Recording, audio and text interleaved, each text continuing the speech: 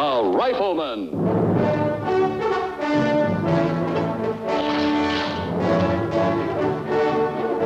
Starring Chuck Connors.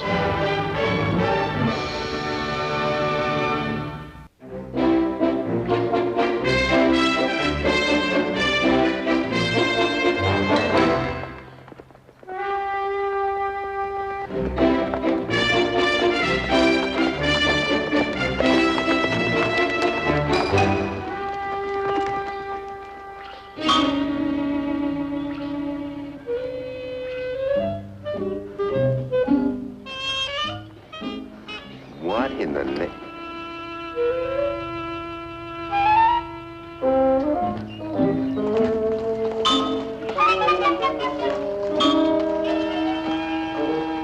What are you doing up there? I am imbibing from this bottle of balm. Are you in trouble? A negligible amount. Well, waiting out here for help in the middle of nowhere, you could sit there the rest of your life. I figured someone would pass by this rock, otherwise it wouldn't be here. Next mule I have will drink only water. What? My drunken mule died of delirium tremens. By sheer force of sinew, I towed that wagon 3 miles, and then the wheel broke. What'd you do then? I selected a large branch, and I beat that wagon within an inch of its life. Well, that makes sense. What are you gonna do now? Finish this bottle of balm.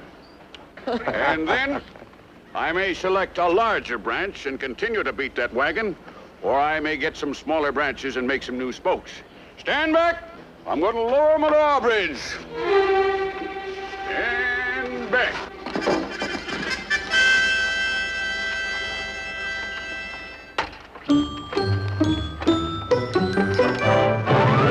Whoa! Stand back, son. No assistance required.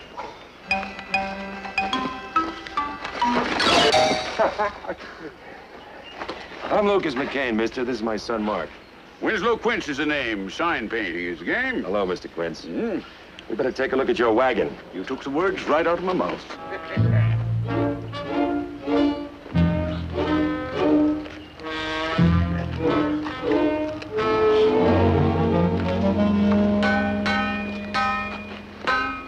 All this weight is what broke your wheel. Those are my spares. I figure whenever tire iron wears through, I just fit one of them on. All I gotta do is figure out how to bend it around and then stick them together. Where'd you get them? Found them out in the wilderness. Well, these are railroad tracks. You better give them back to the railroad. Railroads run on those bits of iron. Great Scott, I thought I'd found the mother lode. But let's talk about you. What are you gonna do about my wagon? Well, first I'm gonna get me a great big tree branch. Won't work. I've tried it. It'll work my way. Come on, son.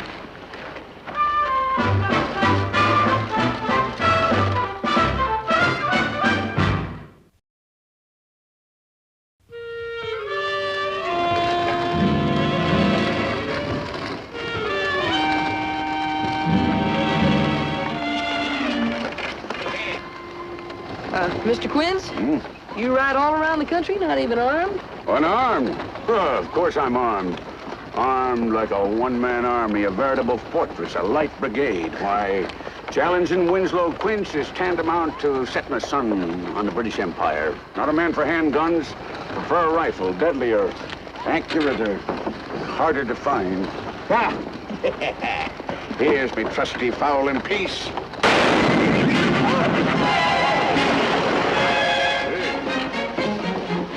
The devil's gone into business for itself. What are you doing?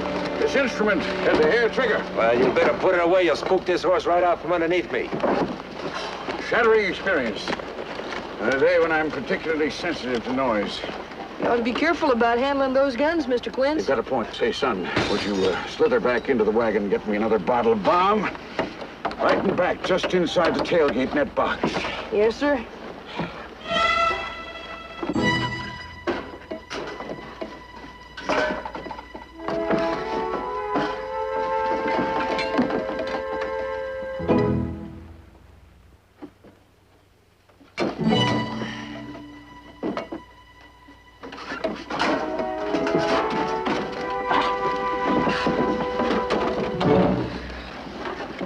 Best balm this side of Gilead.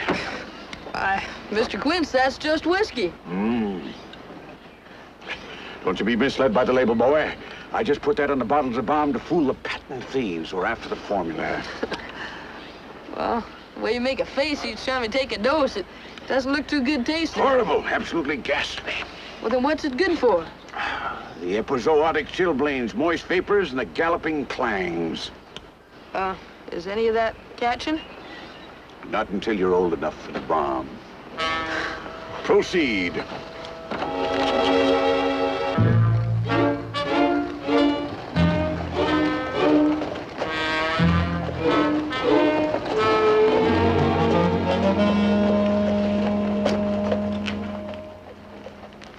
Mr. McCain, you have been a friend in need. My need. Well, I wouldn't leave anybody sitting on that rock. Let it be of help. As a gesture of my appreciation, I'd like you to accept this pocket watch left me by my great-granddaddy. No, thank you. You don't owe me a thing.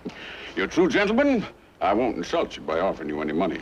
Of course not. However, I have here a little something for your son. Whoop.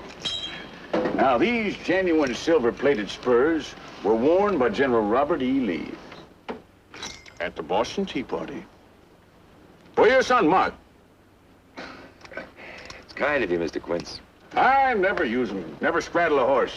They were left me by my great-great-granddaddy. I'll tell you, Mark won't waste these on horses. I'm sure you'll save them for barn dances. Couldn't put them to better use. Oh. Goodbye, Mr. Quince. And a good day to you, Sirrah. Sirrah. Goodbye, boy. Bye, Mr. Quince.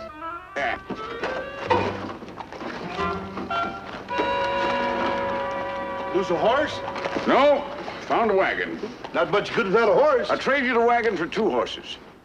Might give you 1 horse. I haven't got a saddle. What in the world would you do with 2 horses? Trade you 1 horse for a new wheel mounted right here on this wagon. But I'd own the wagon. Well, if I rode out of here with my horse pulling my wheel and your wagon happened to come along, I couldn't help that, could I? Say, if you've got any money, I'm going to enjoy doing business with you. I have a group of gold coins as long as your nose. Well, welcome to my parlor, sir.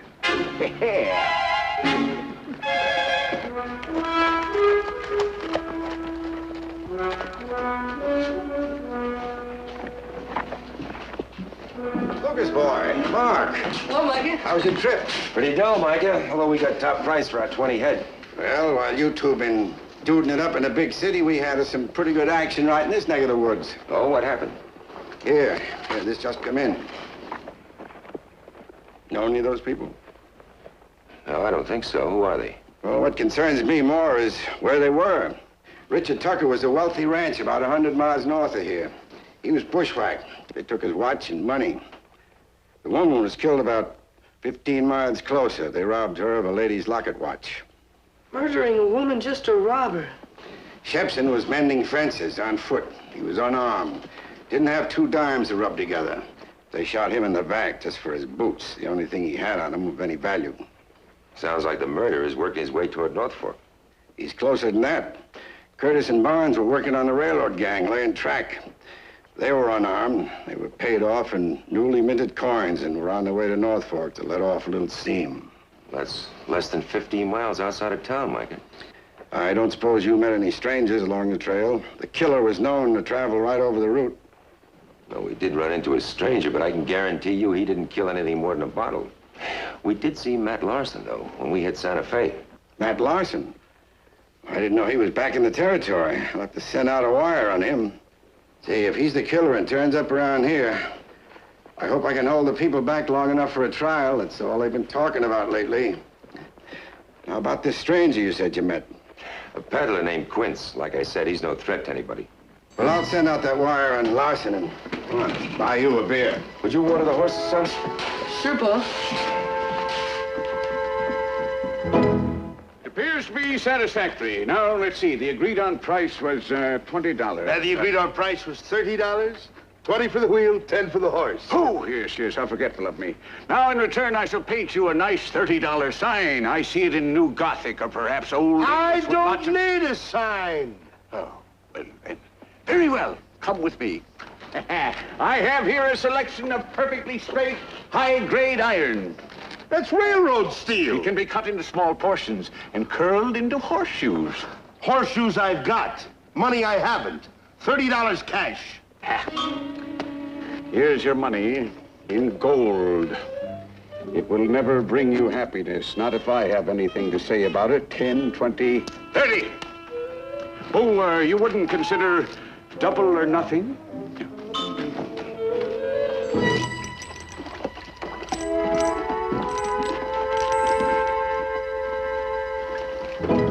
Something on your mind? Not exactly. Pa, those rails in Mr. Quincy's wagon. He must have been pretty close to the railroad. The railroad runs pretty close to the trail. And these spurs. Michael was saying that fence mender didn't have anything except in a pair of boots. He must have been wearing spurs. Everybody on the range wears spurs, Mark. Yeah, but well, you know that gun that he showed us, the one that went off? Mm-hmm. Well, there's another gun in that wagon. I saw it. It's a handgun, Pa. Mark, do you think Mr. Quince is a killer? He could be. He was there. Well, so were we. Yeah, but he had a reason, Pa. Why there was all that money. Well, you're a pretty close man with a dollar yourself. Why wouldn't he tell us anything about that extra gun? Well, maybe he heard about the killings. Maybe he was thinking the same things about us that you're thinking about him. Do we look like a couple of bushwhackers? The bushwhackers don't often look like bushwhackers, Mark. Now, come on, a few railroad tracks, spurs, a gun. They're all circumstantial, nothing really positive. And if there's no positive evidence, you've got to look at the accused man. You've got to say to yourself, is he the kind of man who'd really do this? Now, you look at Mr. Quince that way and forget the evidence. What do you really think about him? Well, like you said, Pa. He doesn't look much like a bushwhacker. You mean that's one more piece of evidence against him? I'm just repeating your words.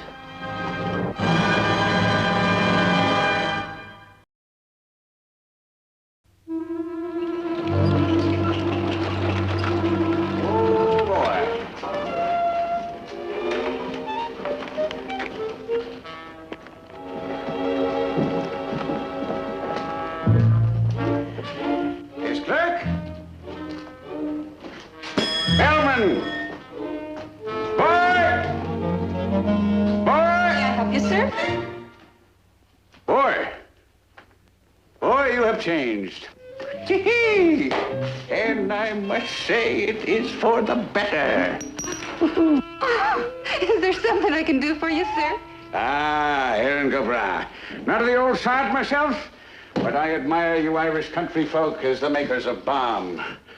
County Cork balm is the finest balm in all the land, all the world. Then it's here to reminisce you are. It's here to rent a room. I see a sweet little something with a nice vista, something overlooking the cost. Well, there's the presidential suite at $2 a day. I'll take it. A week will be fine. In advance. I see it all now. Across the front of your charming establishment, a $14 sign. The sign outside's only been there 2 months. That'll be $14. A penurious population, this lady's pocket watch is worth in excess of $20. Yours for a week's lodging. $6, 3 days. So you doubt the integrity of Winslow Quince? Well, feast your eyes on this genuine 21 jewel pocket chronometer. A family heirloom worth at least $20. $8, $6, $14. That'll make out your week. Tell me one thing, Mr. Quince. Where did you come by this watch? That watch was left me by a very wealthy gentleman who roomed with my parents. And what does the RT stand for? Rich tenant? I suppose you'll be wanting to see your accommodations? All in good time. Could you direct me first to the local vintner? That is the nearest bomb constructor? Well, if you be having your bomb a glass at a time, we serve gentlemen here. I want to buy it in quantity.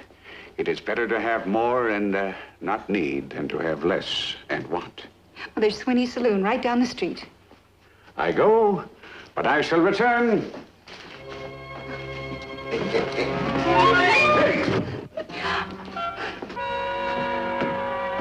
Welcome home. It's good to be back with all that trouble up the trail.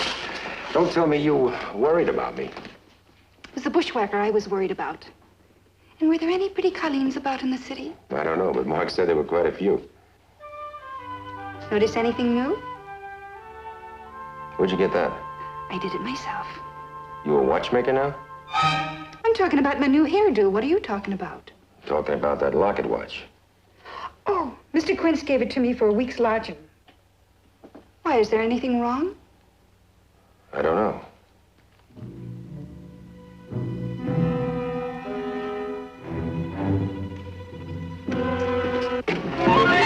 Great Scott, why don't you look where you're going? I make it a point of looking directly at the object towards which I am heading when... Oh, sorry, Marshal. Didn't notice the little twinkler. Just a minute. Are you the man that rode in with Lucas McCain a while ago?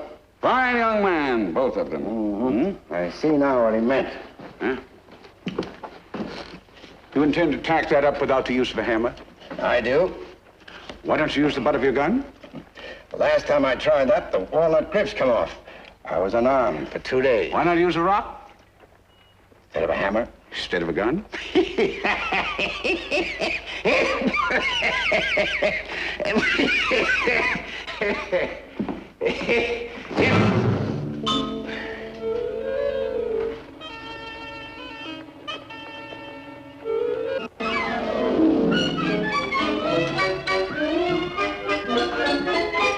It was quite a mix-up. The red men scalped my horse, stole me, and massacred the cavalry. I had to cut my way through a writhing wall of Apaches with nothing but a paring knife. I expected I'd better have a keg of this bomb, too. What kind is it? Red-eye bomb. Red-eye. Well, I expected the largest since bomb is bomb. What's the tote? $58? 50. I can see it now. You can see what now? A $58 sign across the front of this business establishment in Roman style. No. I think a fine cursive italic. North Fork Saloon. I'll get the paint. I've got a sign. This is a cash deal. I've never run into such a money-grubbing community and one that doubted the power of advertising. I have here a genuine gent's diamond ring worth in excess of $100. Take it to your local jeweler if you don't believe me. I'll mind the store for you. Richard Tucker, murdered, known to be missing a watch and a diamond ring. Alice Dawn, murdered, known to be missing a lady's locket watch. Chub Shebson, murdered, known to be missing a pair of boots and probably the spurs that go with them. Now, you belatedly tell me he had railroad steel, a 6-gun, and newly minted coins. These people were all murdered by a 6-gun, and he must have been near a railhead to get that steel. Oh, I know we've got all kinds of evidence against him. Too much, in fact. I just can't put the man together as a murderer, Mike. I still think you should be looking for Matt Larson.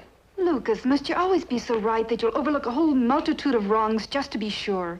It's not a question of me being right. It's all of us being right. Now, you arrest him for those murders the way you say people feel. What kind of a hearing is he going to get? They didn't make just one locket watch and stop. And watches bearing the initials RT, and the diamond ring he gave Sweeney, the spurs he gave Mark. What about those? Well, that's just it. Now, why would he come to a place not 15 miles from where he committed the murder and start throwing evidence all over town? Could be. He thought he'd get here ahead of the news. He took one of these posters off my bulletin board to keep it from becoming public knowledge. Mike is right. He planned to be away from here before the facts caught up with him.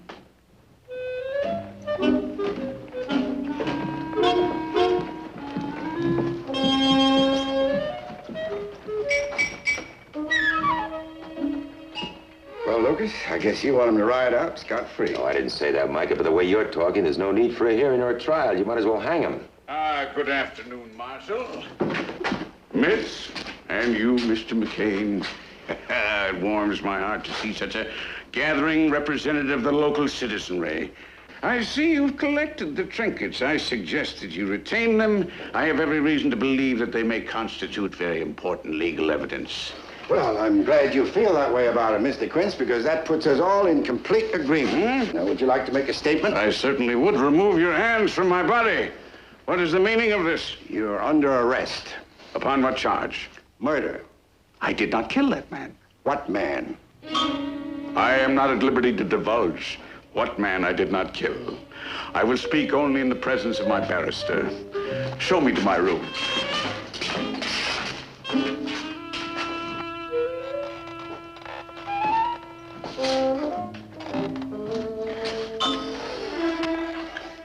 I give up. You talk to him, Lucas. Now, Quince, I don't happen to believe you're guilty, but you're sure making it hard to prove my point. Mr. McCain. Micah! Micah, come here. If I confide in you, McCain, will you promise to turn over to me any monies that may be forthcoming from this information? Agreed. All right. I know all about the bushwhacker. You know all about the bushwhacker. Hey, Lucas. Pirate here just come in with Matt Larson's body. He found the wallets of two of the murder victims on him, so I guess that clears it up. Larson was the bushwhacker. He said your money or your life. And that's when I decided to shoot him. Oh, that gentleman is a brazen liar.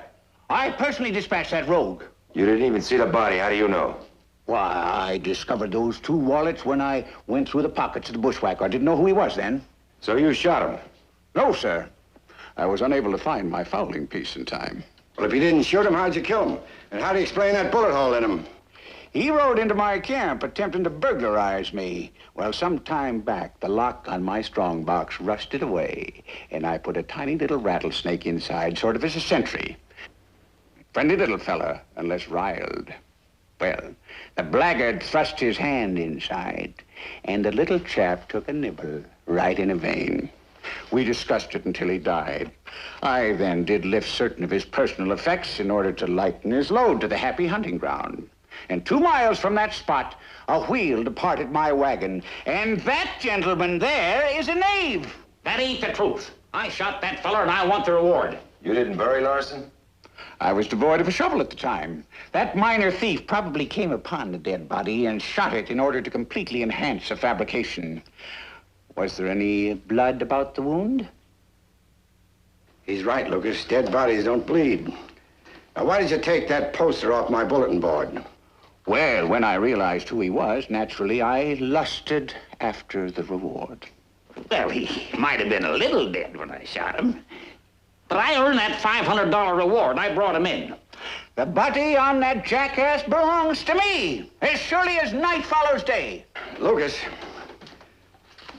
what do you think? I don't know. They're both taking liberty with the facts.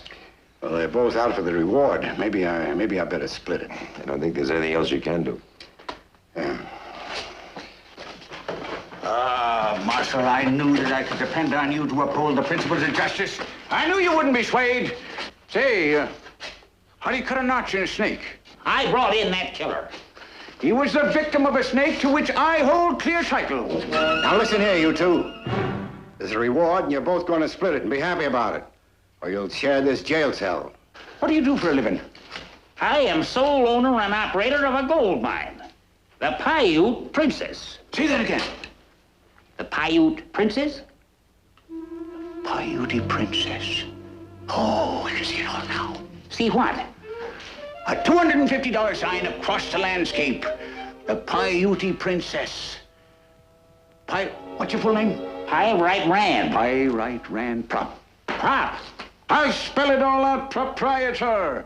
Oh, what a sight. People will come from miles around merely to gape. The eighth wonder of the world. Ah, what a sign I will paint for you. What color paint?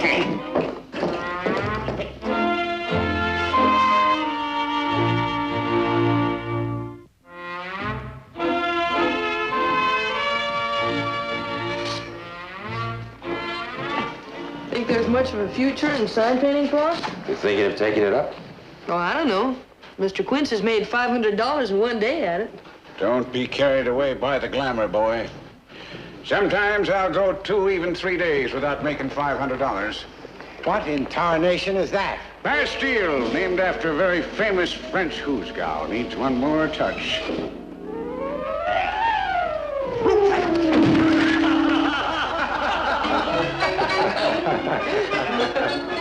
Sign painters should never step back to admire his work.